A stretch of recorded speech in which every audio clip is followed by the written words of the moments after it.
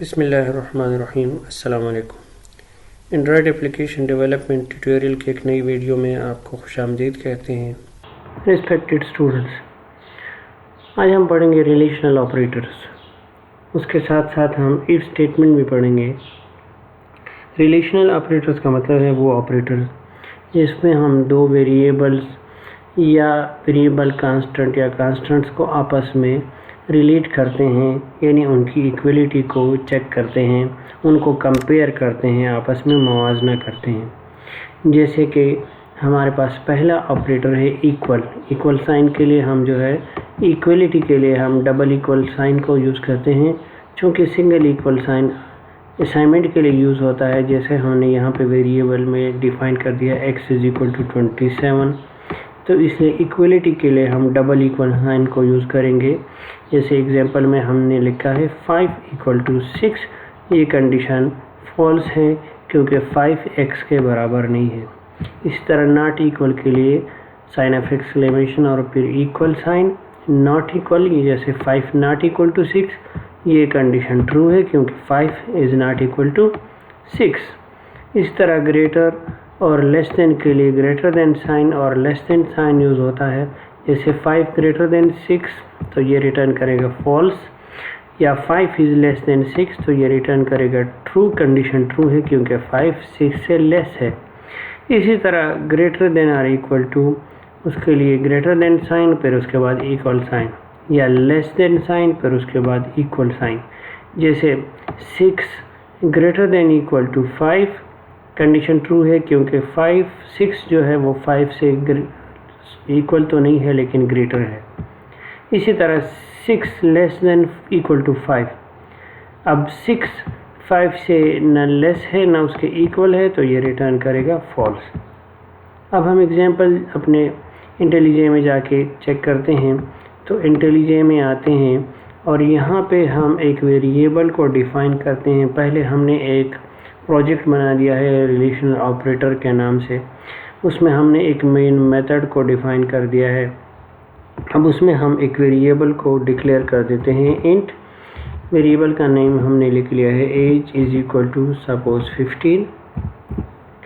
यहाँ पे हम लिखते हैं एक इफ़ कंडीशन, इफ़ यहाँ पे हमने लिख लिया है इफ़ एज < 13,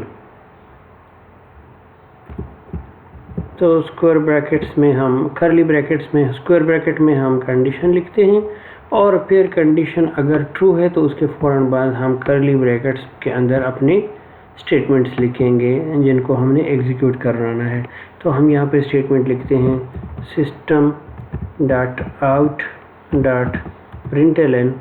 यहाँ पे मैसेज लिखते हैं कि you are welcome to Java programming. तो अगर एज 13 से ग्रेटर है तो ये मैसेज एग्जीक्यूट हो जाएगा। अब चूंकि वेरिएबल एज में हमने वैल्यू दी है 15, तो अब ये स्टेटमेंट एग्जीक्यूट हो जाएगा।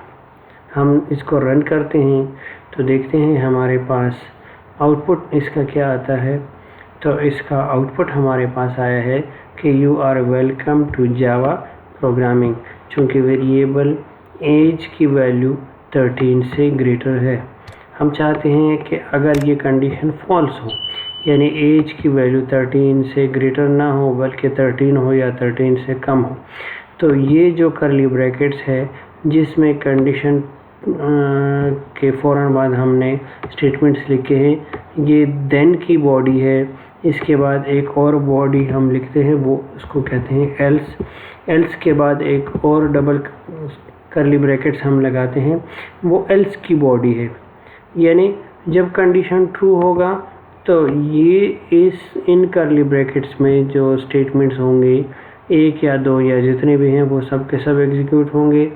और एल्स के बाद अगर कंडीशन फॉल्स है तो इन कर्ली ब्रैकेट्स में जो स्टेटमेंट्स होंगी वो एग्जीक्यूट होगी।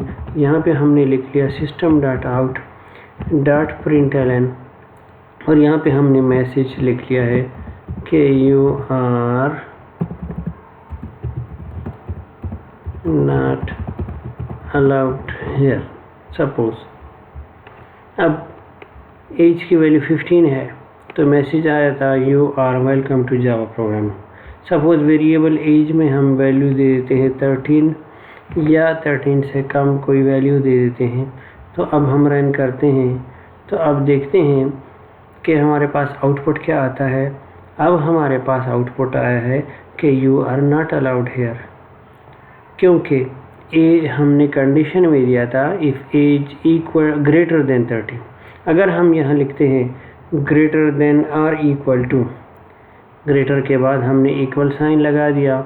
अब हम चेक करते हैं तो अब यहाँ मैसेज आएगा you are welcome to Java programming, क्योंकि एज 13 से अगर से ग्रेटर नहीं है लेकिन 13 के इक्वल है तो हमें आउटपुट आया है मैसेज कि यू आर वेलकम।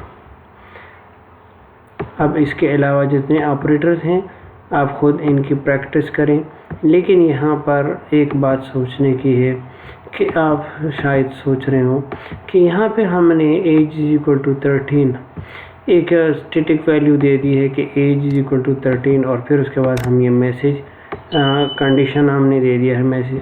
अब खुद ही हमने एज में वैल्यू जो है वो दे दी है 13 से कम और वगैरह वगैरह। यहाँ इसकी हमें क्या ज़रूरत पड़ेगी, तो देखिए प्रोग्राम में हम वैल्यू जब इनपुट करवाएंगे यानी ये इनकी ज़रूरत हमें कहाँ पड़ती है। मसलन कोई ऐसा प्रोग्राम है जो कि सिर्फ उन लोगों के लिए बनाया गया है या कोई गेम है जो उन लोगों के लिए बनाया गया है, उन बच्चों के लिए बनाया गया है जिनकी एजेस 13 से ज़्यादा है या 15 या कोई भी एज रिस्ट्रिक्शन है उसमें। तो वहाँ पे जब आप डेट ऑफ बर्थ वो यूज़र अपना इंटर करेगा, प्रोग्राम में एक फंक्शन हम यूज़ करेंगे जिसमें एज को कंपेयर करेंगे डेट के मुताबिक, और जब एज कैलकुलेट हो जाएगा और फिर उसके बाद चेक करेंगे कि एज अगर फ़र्ज़ करें हमने जो रिस्ट्रिक्शन दी है उसके मुताबिक है तो प्रोग्राम में वो इन हो जाएगा, और अगर एज जो हमने रिस्ट्रिक्शन दी है उसके मुताबिक नहीं है तो इसका मतलब है कि वो आउट हो जाएगा, प्रोग्राम खेलने के काबिल, वो गेम खेलने के काबिल नहीं होगा। इसी तरह मुख्तलिफ और भी, मसलन बैंक का एक कोई प्रोग्राम है, बैंक में किसी ने अकाउंट खोलना है तो उसने अपना नेम एज वगैरह दे दिया, डेट ऑफ बर्थ दे दिया। अब डेट ऑफ बर्थ में भी या एज उसने दे दिया तो कंपेयर करेगा प्रोग्राम कि अगर एज उसके रूल्स के मुताबिक है तो उसका अकाउंट खुलेगा, अदरवाइज़ अगर वो उसके मुताबिक नहीं है, मसलन 18 ईयर एज अगर उसमें रिस्ट्रिक्शन है तो अगर 18 ईयर एज या उसके मुताबिक है तो उसका बैंक का अकाउंट खुलेगा, अदरवाइज़ नहीं ओपन होगा। इस तरह मुख्तलिफ अपने प्रोग्राम में हम कंडीशंस वगैरह यूज़ करते हैं। इसके अलावा और भी बहुत सारे जो हैं हम प्रोग्राम में गेम्स वगैरह में, जैसे गेम्स वगैरह में होता है कि एक प्लेयर होता है और एक एनिमी होता है और फिर उस पर अटैक करता है, उसके अपने साथी भी होते हैं प्लेयर के, तो कंडीशंस वगैरह के थ्रू चेक किया जाता है कि ये प्लेयर उसका अपना साथी है या ये जो है एनिमी है या वगैरह वगैरह। तो जब फायर करेगा तो अपने साथी को शूट करेगा या अपने एनिमी को शूट करेगा, तो तब उसके लिए चेक करना पड़ेगा कंडीशंस के थ्रू। तो कंडीशन का इस्तेमाल ऐसे होता है, इफ़ और एल्स का ऐसे यूज़ होता है। आप लोग इन पे प्रैक्टिस करें और ये रिलेशनल ऑपरेटर्स हैं, इन सब को इस्तेमाल करके अपने जावा के प्रोग्राम में यूज़ करें।